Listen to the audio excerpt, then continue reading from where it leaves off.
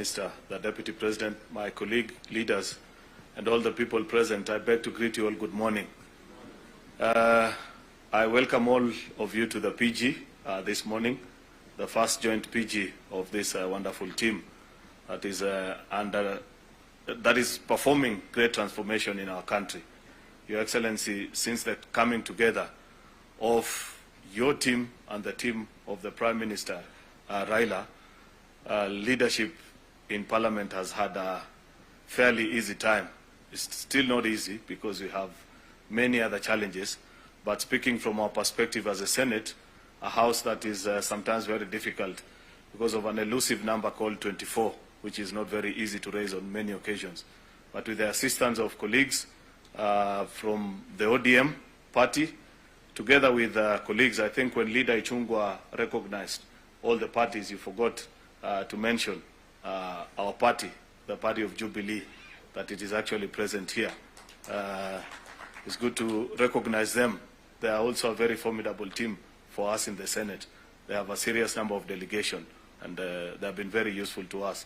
I must register my appreciation to you, party leader that is here, together with the entire team of Jubilee.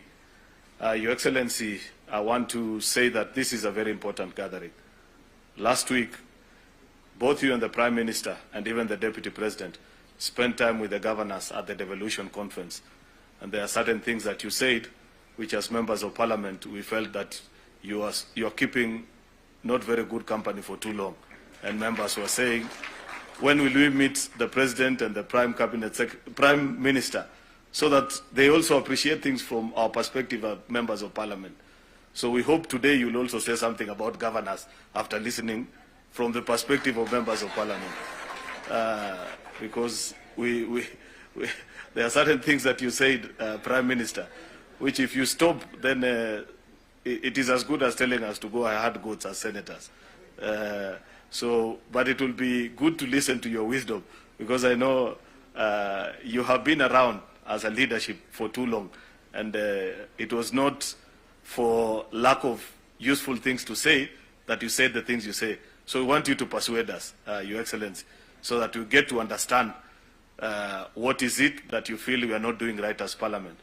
In any case, many of the practices, including the not so good one, the people who we took over the baton of leadership from, they're in this room, including yourselves. So it will be important. I'm being told 2 terms to 2 terms to me or to the President. At the risk of